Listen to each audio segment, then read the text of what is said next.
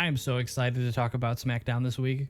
First of all, given that this is the first time I'm really doing a full reaction or review of an individual show, I think it's only fair to give you an idea of how I go into these shows, how I view these shows. I'm someone who is kind of turned into a very heavy optimist. I'm usually going into these types of things trying to enjoy it. I'm not really somebody constantly critiquing. Some things will stick out to me, and those are things that I'll bring up. But generally speaking, when I'm going into this, and part of what has made getting into the WWE so enjoyable for me is that I'm going into it trying to enjoy myself. Nitpicking the little things isn't really my thing. And as some of you know, I'm new to the WWE. Some of you probably coming back from this video. If you want to check that out, I'll put it in the description. So given that I'm new, I'm not really coming in here trying to sound like an expert. I'm just giving you a genuine reaction of, in the short time that I've been watching this, how these are making me feel. So SmackDown opened up this week with AJ Styles facing off against LA Knight. And I'm going to be completely honest, in the little bit that I have seen, I didn't see any reason to believe that LA Knight had a chance to win this match. Knowing that the stipulation was whoever wins this match will face Cody Rhodes, I didn't see a world where LA Knight was going to face Cody Rhodes at a PLE in the first big defending of the title from Cody. It seemed like kind of a risk for this new champion, especially with all the people I hear in the background saying, oh, this run is boring, or we miss Roman, which I do miss Roman. Don't get me wrong. But I think the last thing you want if you're the WWE is have any chance of Cody getting booed. So knowing that AJ Styles is kind of taken on a heel persona, I kind of quickly was just watching the match and enjoying just what the match was. But the outcome didn't really have me on the edge of my seat. I don't know. Maybe we'll see how the signing goes next week. They're going to do an official contract signing between Cody and AJ Styles, so maybe that'll create a little bit more tension. But for now, I just think it's going to be a fun match at Backlash. I don't know how much is really going to be heat-wise. Speaking of heat, Solo looked fire. Solo Sikoa had this aura that I hear all of you talking so much about. Comes in with the suit, had a strut to him. I feel like he's delivering full lines now. I'm a storyline guy. I care more about the out of the ring stuff sometimes than the in-ring stuff. And so seeing him actually be something moving the story forward and speaking more than one or two lines in a row, it's got me excited. And it was actually believable. It didn't feel like he was just kind of filling in while somebody else was the subject of the story. I know this happened in two different parts of the shows, but I'm just going to put the whole Bloodline portion of SmackDown in this one section of the video. Solo coming in with Tonga and looking for Kevin Owens, that whole scene of him Kevin Owens all bloodied up, getting thrown around. I immediately bought into Tonga. I'm only calling him Tonga right now because I'm forgetting his first name. Hold on. Tama Tonga. Sorry. It took me only tonight to fully buy into Tama Tonga. That he looks scary.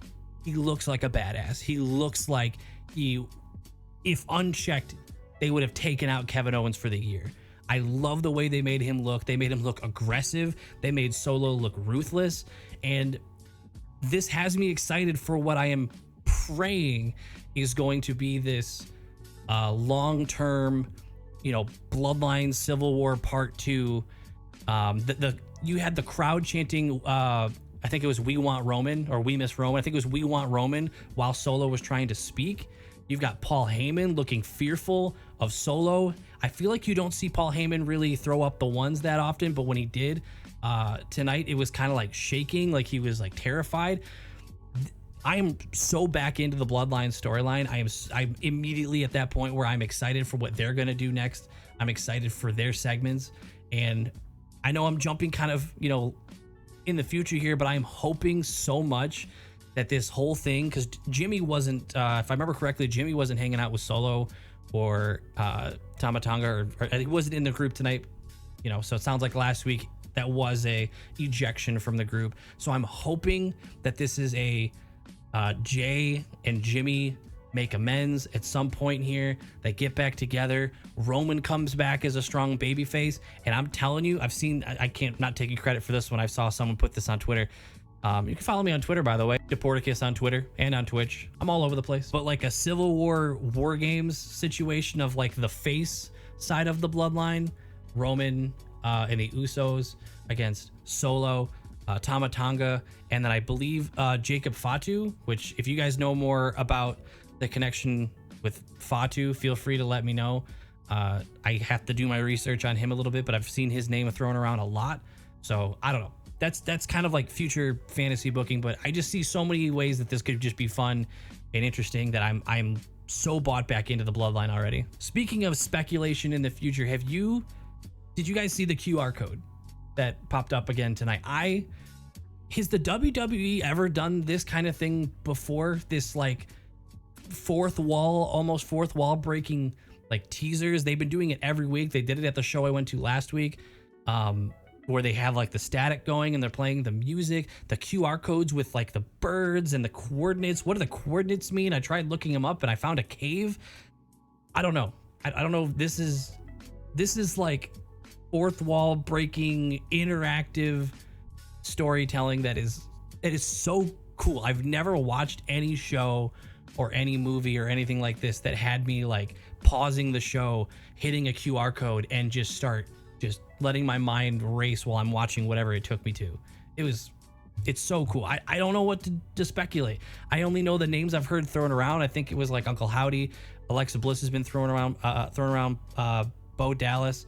I saw in the video, if you do the QR code, if you go to the video on the second one, there's like an ultrasound and a baby. I know Alexa Bliss had a baby. Does that make sense? I don't know if that's enough to connect the two, but it's so cool. Like I don't know if I'm just being like a big fanboy here, but like I'm so excited. I feel like maybe that's going to lead up to some reveal at Backlash, and I'm pumped for that. If you guys have any speculation on that, feed me. Just throw that in the comments. You guys would see in the last video, I love going back and forth and responding to the comments and seeing what your guys' speculation is, or answers to these questions, helping me out a little bit. So feel free to put down any speculation on this potential Uncle Howdy teaser stuff that's been going on. Okay, I know that was a lot of high energy. I'll bring it down a little bit. After that was the tag match, the Fatal 4-Way. It was for a #1 contender match of who's going to take the titles away from Grayson and Austin Theory. Now, first of all, the new titles, I'm very thrilled with those. I was a little iffy on the Monday Night Raw ones just because they look so similar to the regular heavyweight world title that's on the show.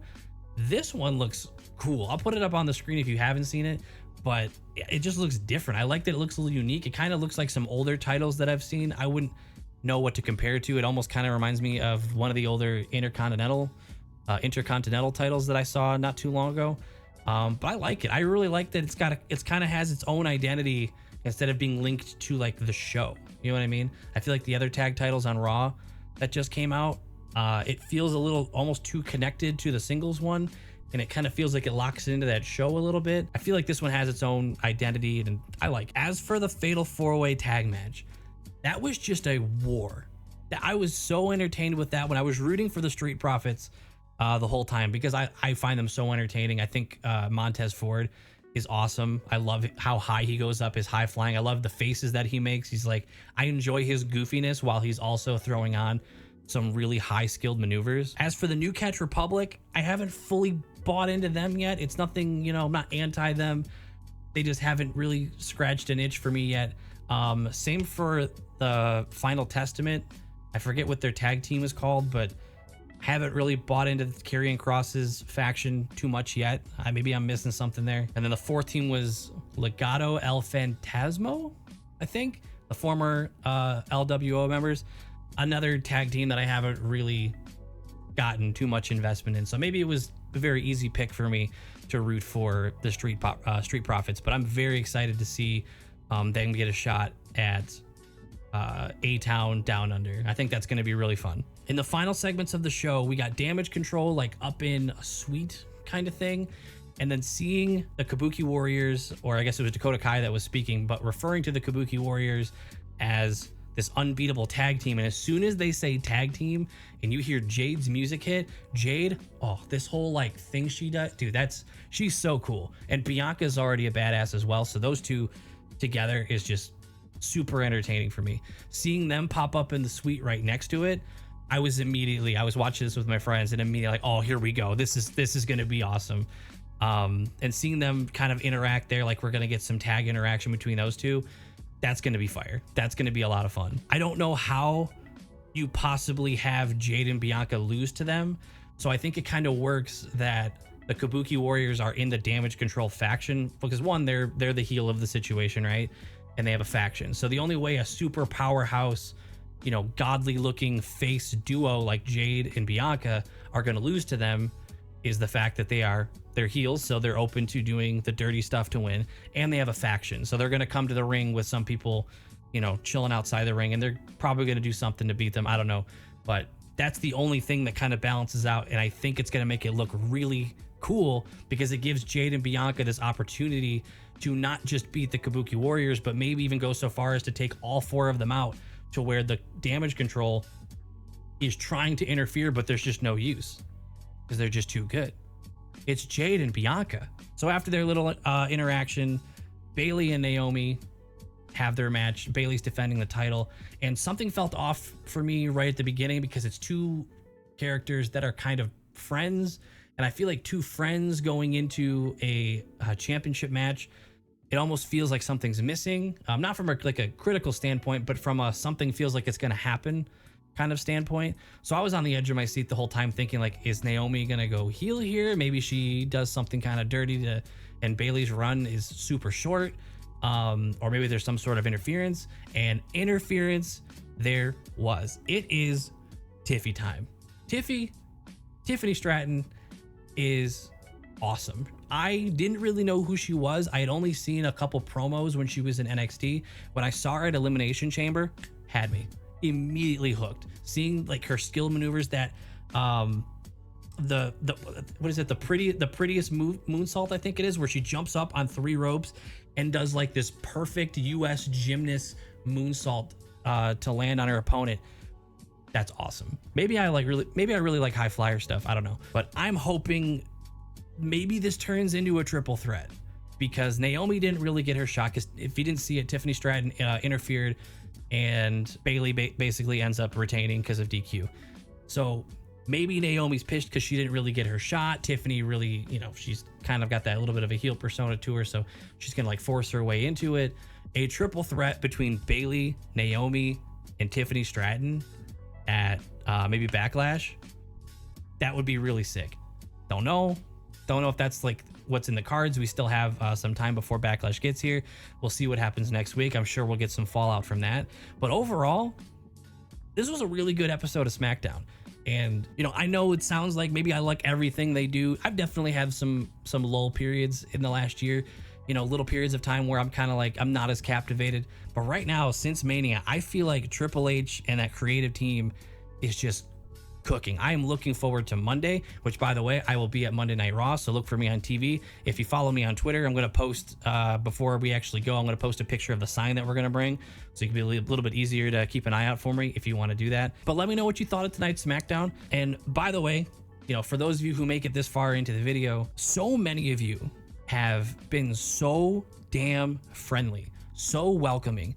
I had no idea that first video recapping my journey of becoming a WWE fan, I had no idea it was going to get picked up that quick. YouTube must have been just pushing it like crazy, and literally thousands of you were saying things like, welcome to the community. You guys were sharing your stories. I kid you not, I read every single comment. It might not seem like it, but I went through and I made sure to mark each one to show that I saw it. Seeing so many of you tell me your story. Some of you just got into it like I did last year. Some of you just got into it this last WrestleMania, so I'm a veteran compared to you. That's crazy. Some of you have been watching since like the 70s and 80s, and you're so happy to see new fans get into it. Some of you were saying that you were kind of like a closet fan back in the day, and you didn't really want to tell people that you were because it wasn't cool or something. And I'm so glad that doesn't seem like a thing anymore. It's becoming this mainstream acceptable thing, and so many of you were saying that was something you were really happy about, is that it's spreading like wildfire and it's something that everyone can just enjoy. So from the bottom of my heart, seriously, thank you guys for being so welcoming. I think they're out of like, I don't know, a couple thousand comments, maybe less than 5 were negative comments. So from the bottom of my heart, I have never felt more welcomed into something new that I've taken an interest in. And I'm happy to make more of these kinds of videos, because maybe if there are some people who are hesitant on getting into the WWE, maybe they'll see someone else who was hesitant at first go completely die hard. But anyway, once again, thank you guys so much for all the love and all the support. I can't wait to make more of these kinds of videos and get to know a bunch of you along the way. Thank you guys so much for your time. I'll see you guys in the next one.